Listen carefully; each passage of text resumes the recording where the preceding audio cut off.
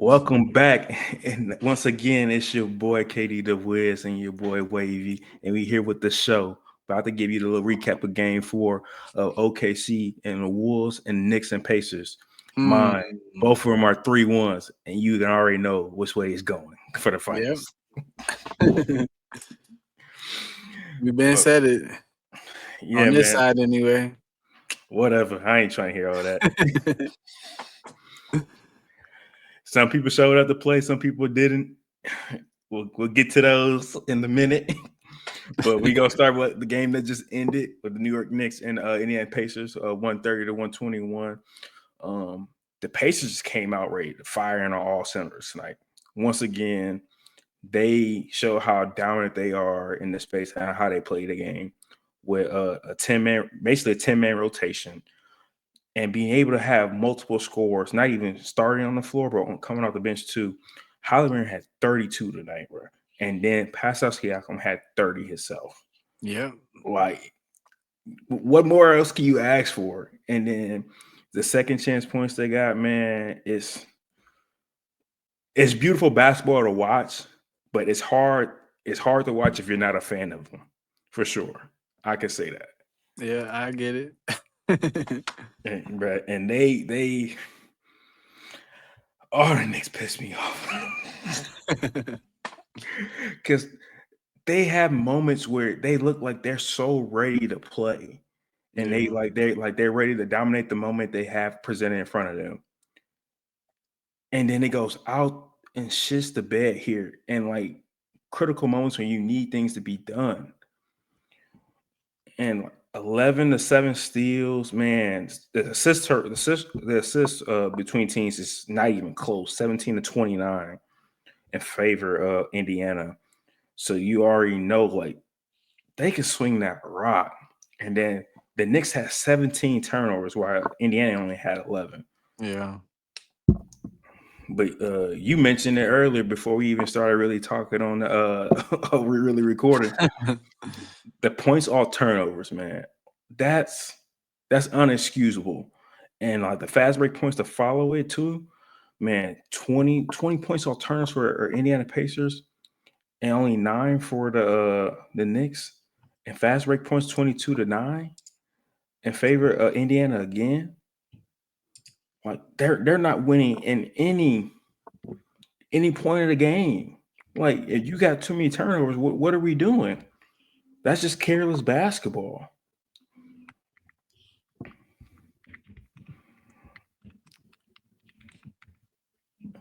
I don't know what.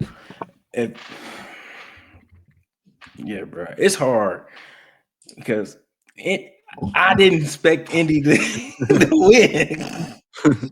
I thought all that high scoring, not playing defense was not going to save them.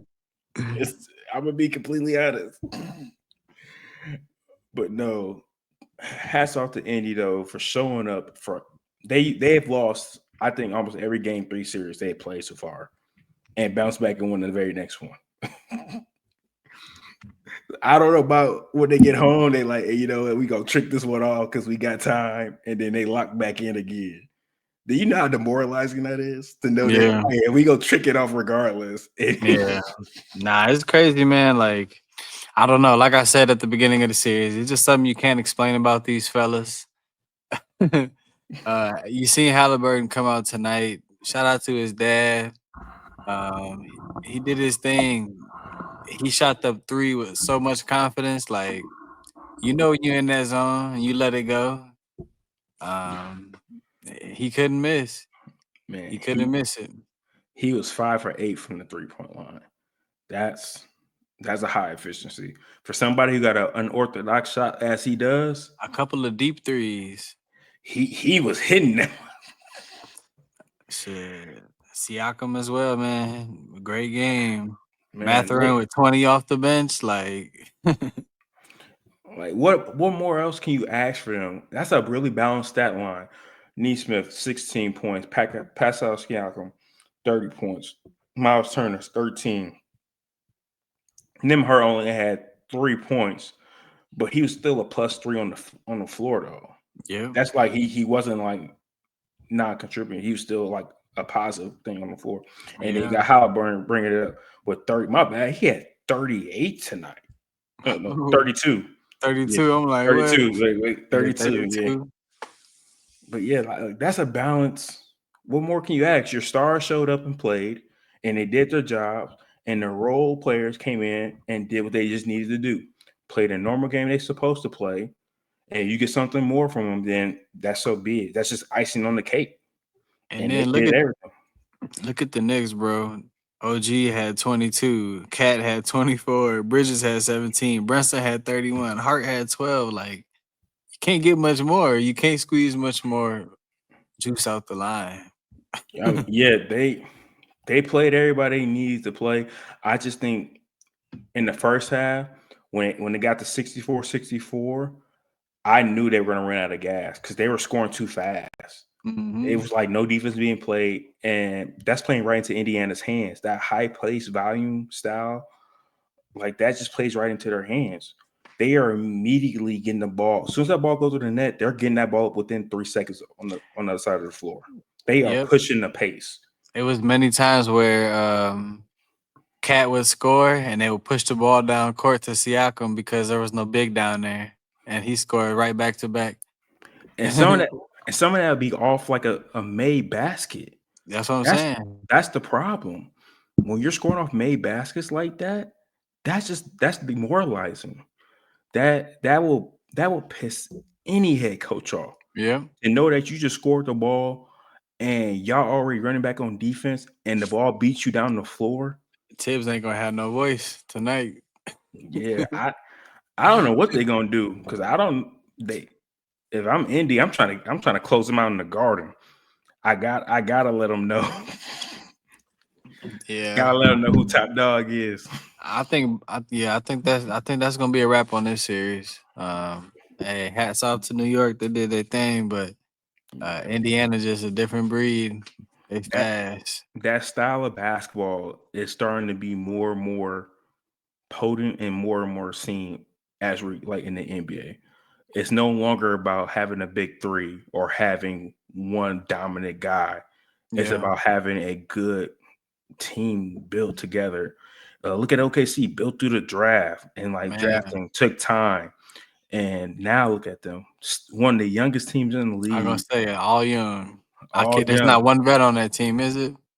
I don't believe so. Not I mean, one vet. unless you count Harkenstein as a vet. I mean, Nah. yeah, but yet still, like to have a roster that young and be that poised and to be ready for the moment as much as they are for both Indiana and OKC, that's rare. But Yeah. they making it look so easy and so common, and they make basketball look good. I enjoy watching both of them play. It's just they're just not big market teams. That's You the know what biggest I've problem. noticed? SGA, Dort, Team Canada. Yeah, What's his name? Maybe it's one of the guys on Indiana that's on Team Canada as well. You know, Halliburton played on Team USA. Like these guys, they come from like that, so they know they bringing that culture to their team. yeah, So that's what we seeing. that is true. And I think everybody who pretty much played in the Olympics this past year um have stepped up or grown their game somewhat significantly. You can see it in Yeah. everybody. Even I like them guys from Orlando. Man, the Wagner brothers, is that Yes. right? Yeah, Yeah. they tough. They're tough for sure. Yeah. But just stay on point with Indy, man. Hats off to y'all once again for showing a style of basketball that needed to be shown, and especially for how basketball's being played now. And we Mm. see it all through the youth, how everybody want to just shoot threes and just like jack up and think all that stuff. Basketball's not, it's evolving again, and I Yep. love it. I'm Yep. glad we're getting out of this three shooting phase. We're getting into like actual like, all right, let's who can really like rock out and play for real. It's It's about no skills and talent. that and then like fundamentals, bro. That always gets you above everything else. And then knowing who your guys are, and that's something both teams have very well. They know who their guys are. They know Pascal Siakam and Hollywood are the main than main contributors. Yeah. No There's question. there's not like there's no arguing that. There's no disputing that or anything like that. And they're cool with that. And they're like, all right, yeah, you the main guy, all right, but you never know who might go for 30 one night. Yeah. And Siakam is so good. Like, it's incredible how good he's gotten since playing in Toronto. Yeah, his game's only grown since he left Toronto, to be honest. I think once he got traded to Indy, that first little stint he got there, it was kind of rough because they had some like filling out process to go through and trying to get to know each other and understand how each one play. But once he figured out how to fit in and then establish his dominance and way he plays, it was wraps from there on. I agree. Yeah, I can't believe it, but he's become such a great power forward. Yeah. And I'm gonna leave it there. I was thinking a little ahead. But yeah, like for the Pacers to have that type of roster and knowing that guys can come in and score at any moment for them, it's a luxury. And to like acquire these guys through drafts and some little small trades here and there, thinking that they're getting some leftover pieces or like loose end pieces end up being actual true contributors for them. Yeah. And that's great. Like on Indy's part, and that's a fail on everybody else's. They saw talent where nobody else did. And it's been since the PG trade, huh? We looking back. You go back that far, yeah, you will see all that. You'll see all that. Man. Wow. And with these Wolves, they found more ways to piss me off. What happened with Julius Randle, man? That's all I want to know. I'm gonna get to his ass in a minute. I'm gonna get to him in a minute. But the biggest thing from that game was offensive rebounding. Man, OKC had 19 offensive rebounds. Like, are you serious? Minnesota has all the height and size. How the hell you getting out rebounded? That's just hard and effort. That's effort, yeah. Hard and effort. At the end of the day, that's all hard and effort. And to be out rebounded by them, it's unexcusable for sure. And the Wolves had 30 assists, bro, and they had 8 steals, but they had 21 turnovers. Yeah. OKC had 19 offensive rebounds. They had 14 steals, but only 14 turnovers. They both shot 43% from the field, 43% from the three. So it was about even. They shot pretty good from the 3 line. Both teams did. But the key thing for them, bro, was offensive rebound. Too many second chance shots for OKC. Yeah. Not closing out possessions like you need to. That is one thing when I coach and I preach, you have to close out possessions. Yeah. All that work for what? For what? For what? Like, yeah, all that work for what? And then y'all get to stand around looking at each other like, bro, what you doing? It was you. It's your fault. See, like, and that causes nothing but more turmoil between everybody. But to have not closing out possession like you need to and not taking care of the ball like you should have been, knowing that you need to tie this game or go back to OKC, it's wraps now. Yeah. The odds of coming back from 3-1 is unless you LeBron, I don't see it happening. Yeah. Yeah, nah, it's that's facts, man. And Julius Randle's only taking 7 shots, man, and having 5 points and 5 turnovers. He didn't play the whole fourth quarter. I've been feeling like he's shying away from the moment. I don't know why. I've been feeling like he's shying away from it. Because he was doing his thing at first. What happened? And this is my opinion. I think he got too caught up in the moment. And what I mean by that is he was shining in the first round, playing ball, shining in the second round, playing ball.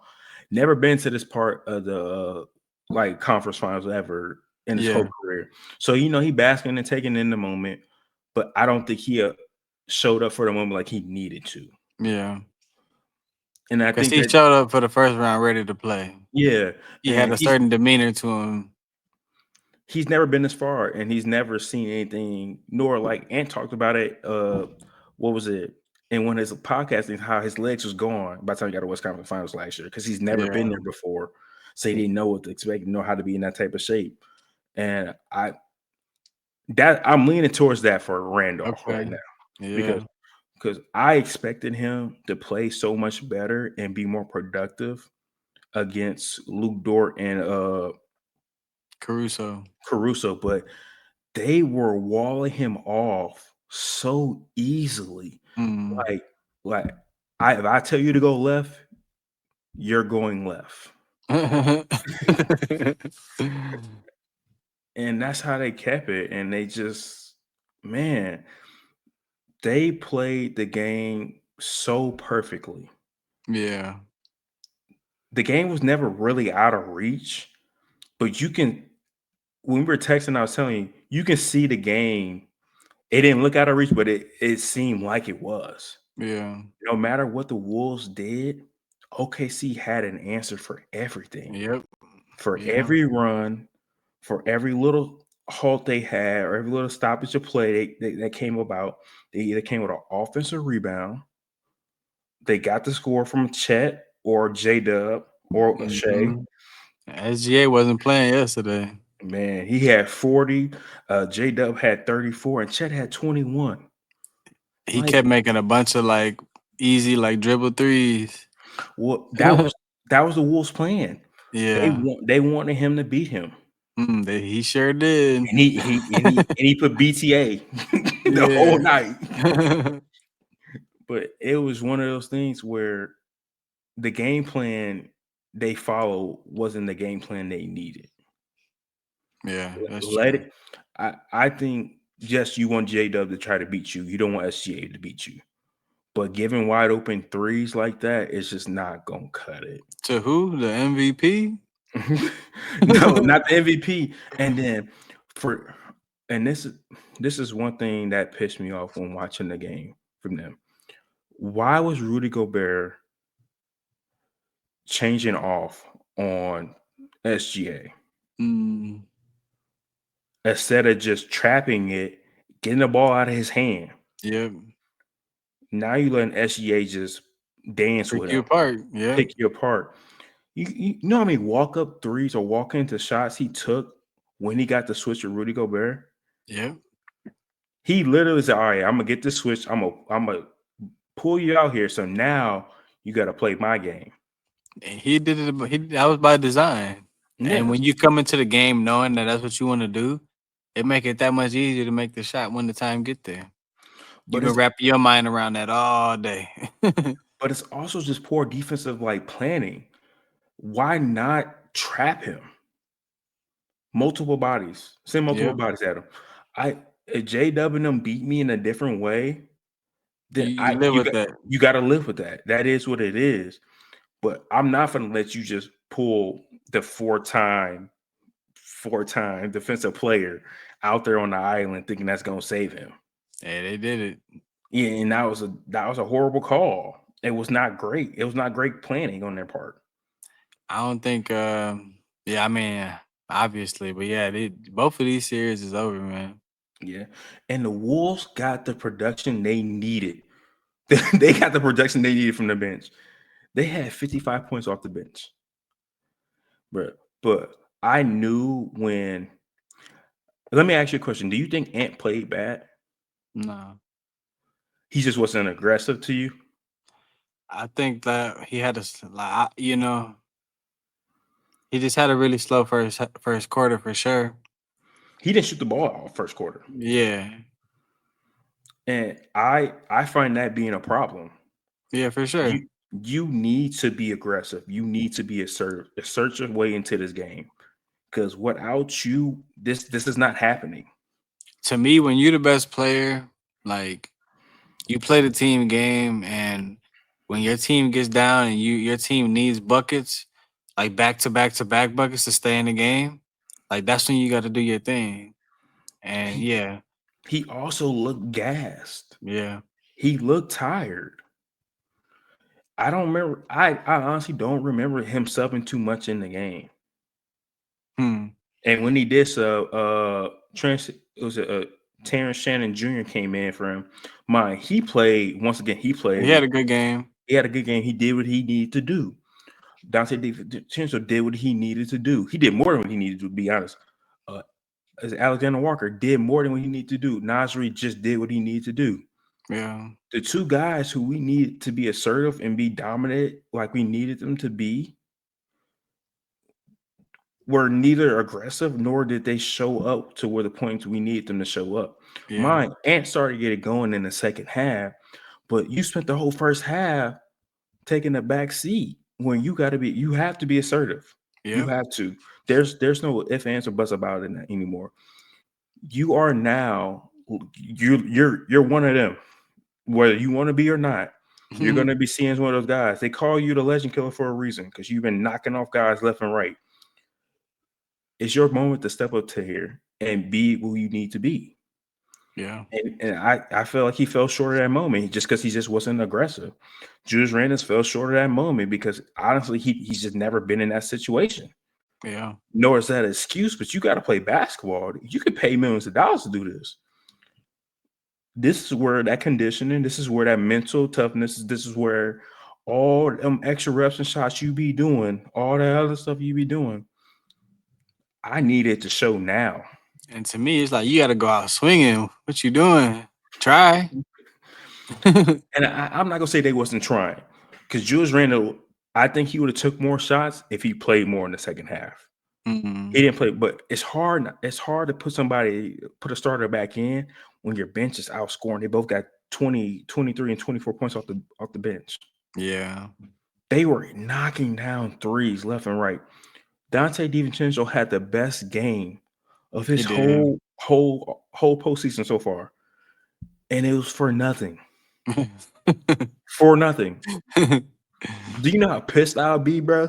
Yeah. the one game I show up and I'm hooping, and we fucking lose. He was pulling Are it you kidding yesterday. me? He He was. like all that production, what they needed to be OKC was there. They had everything going for them, except for the two guys being assertive and making impacts in the game when they needed to. Yep. Not having critical off, getting not closing out possessions where they had to. Letting offense. There was multiple stints in the second and the beginning of the fourth quarter where OKC had not only 2 or 3 shots on one possession. That's aggravating just to watch. Yeah, it's effort. It's effort. I don't care what you gotta do. If you gotta box somebody out, face forward them, like they teach little grade kids, little school graders, however you gotta do it. If the ball gotta hit the floor before anybody can get to it, you do it. Like you said, it comes down to effort, and they did not want it more than they did. Yeah. And that's sad because from when you're at home, you got your guys to play well. The one game you needed, you stole game 3 for them because you can blow out. They chalked that one up. You stole one so you can start resting guys for game 4. The fact that y'all wasted this opportunity, that's crazy, to make it 2-2, it baffles me. A close game too. Yes, 128 to 126. Like they ain't sleeping well.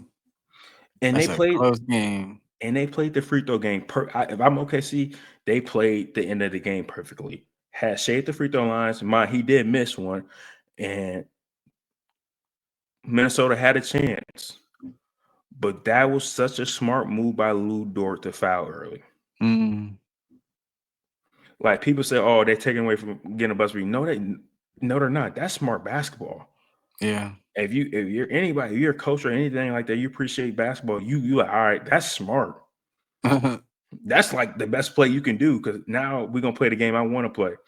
I'm gonna put 5 free throw shooters in, or my best free throw shooter, and I'm gonna make sure he gets the ball. And that brings up another thing. Why didn't they double him? He the MVP. He's shooting 85% from the free throw line. If anybody gonna get the ball, it's gonna be Luke Dort ass. I'm being so serious. He got to get the ball. I'm doubling Shea. Somebody else got to shoot the free throws. I want to see if somebody else they can hold water. Oh shit. But both series end up being 3-1. It's looking like it's gonna be OKC and Pacers. Yes.